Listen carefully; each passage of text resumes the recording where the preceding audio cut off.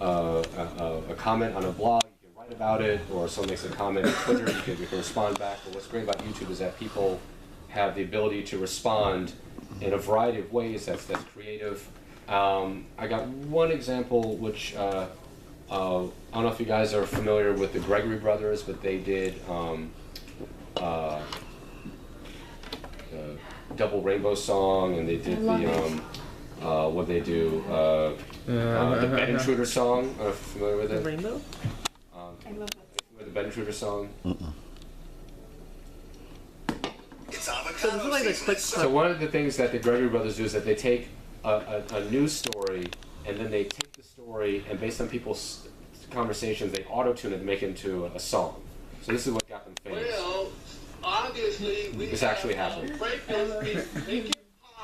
He's climbing your windows, he's snatching your people up, trying to break them. So you need to hide your kids, hide your wife, hide your kids, hide your wife, hide your wife, and hide your husband, cause they breaking everybody out here. You don't have to come and confess, we're looking for you, we gon' find you.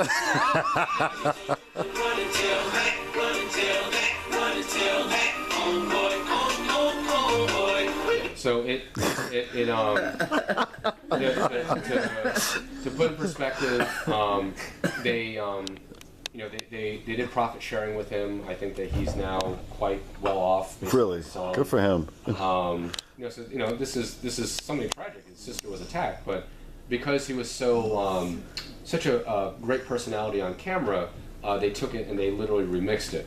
But one of the things that they do, which I think is great, is that their argument is, hey, look, we're making stuff too, but don't assume that we're better than what you're doing. Don't assume that what we're doing is we have a monopoly on it. So they give people the opportunity to participate. So here's an example of a news story that they also remixed. We'll take a look at the opportunities they give for people to join in. To George Lindell. He was driving one of the cars involved in the collision that brought down those power poles.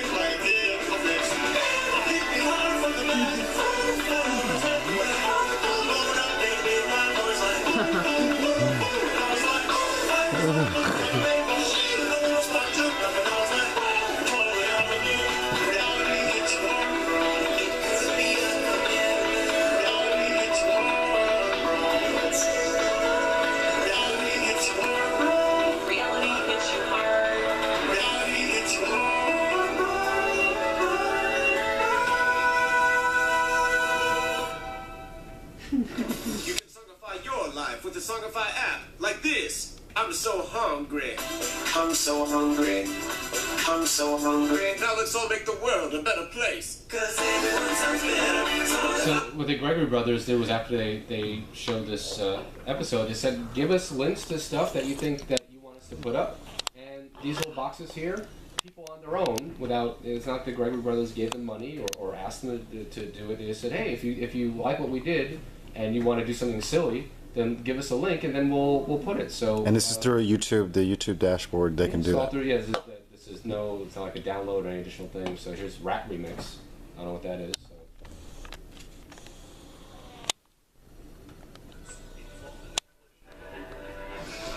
I got a story to tell you, man. It's life and death. When I was riding in my car, riding down the avenue, looking from afar, everything looked pretty cool. I was riding pretty fast, switching 4 lanes, rolling on by till I heard that bang. It went like bang. Yeah, so again, you know, the only reason why this was done is because someone saw the content and said, "Oh, well, I'd like to do something similar," and you know, it's all based on people working together. You know, YouTube is really a communal space. It really is a space where people can collaborate, and I think that's that's where other places about competition, other places about I need this audience, you can't have this audience. But no, this is about everybody joining audiences together. One last question. I know that you probably have to run, and we. I'm gonna give you guys a tour too. Awesome. But curation. So we've focused a lot of attention on publishers, but is there a real value of someone just going on YouTube and just curating content?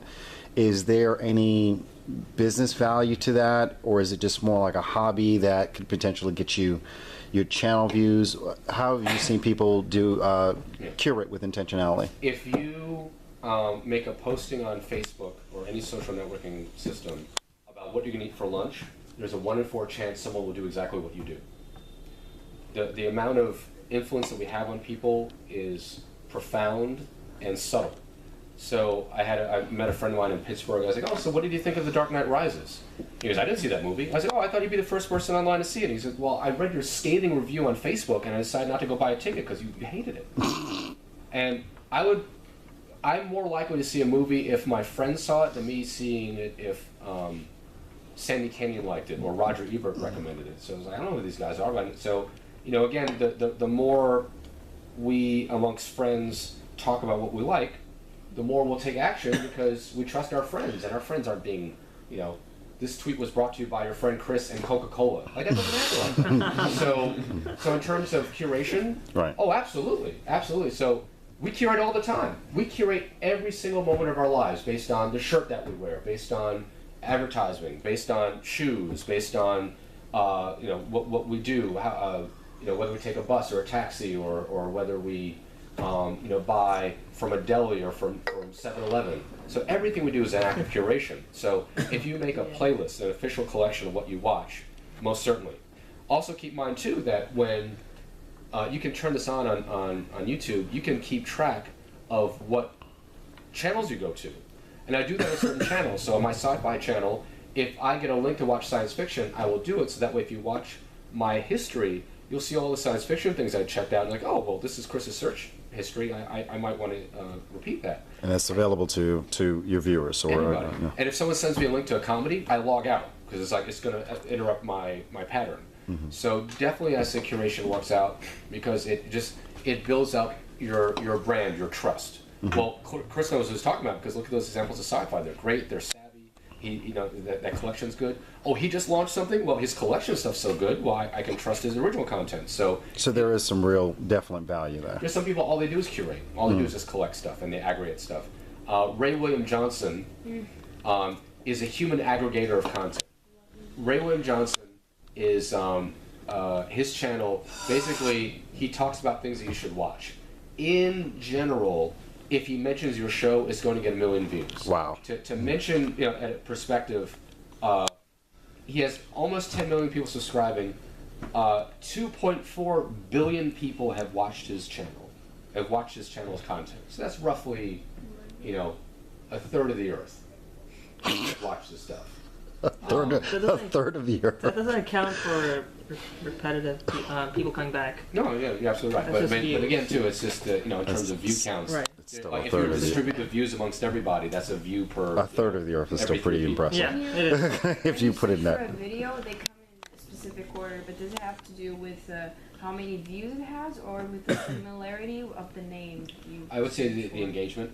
So if there's a video that has a lot of views and it's doing very well on Reddit and BuzzFeed, and it's been tweeted about and it's been vlogged about a lot, then it'll show up more. It'll be higher in your search engine. And do you pay for it to be up?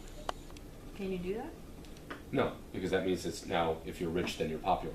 So that's why we're done with that. We're done with that. We are done with that.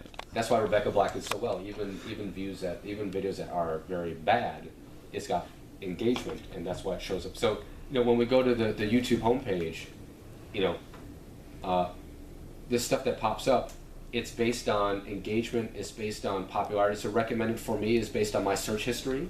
Other things that pop up, again, is based on, are there people putting stuff on the front page? Probably, but the stuff you see on the front page is based on a mathematical algorithm picking the most popular things. There's a certain amount of paid media, though, within the channel itself and also on external sites. Because I do see some videos which have nothing to do with me or any of my search history. there is a video that says like sponsor or something, and it's usually in yellow background.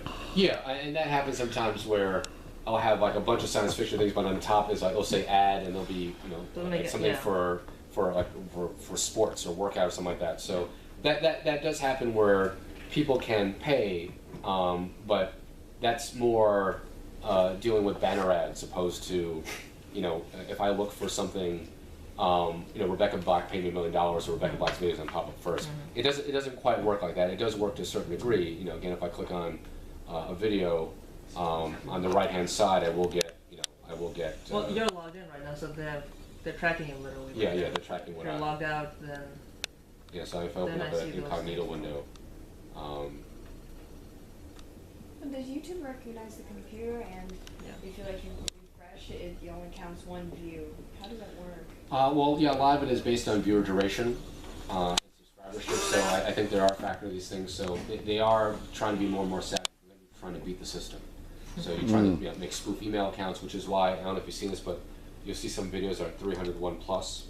It's because they're actually pausing to verify all those views coming in are legitimate views and aren't random things. So that's the work that you guys do in this office is kind of that back end analytics and kind of monitoring. To a degree, I think a lot of people here are doing analytics. They're working on the playbook. They're working on engagement. They're working on other things too in terms of getting events.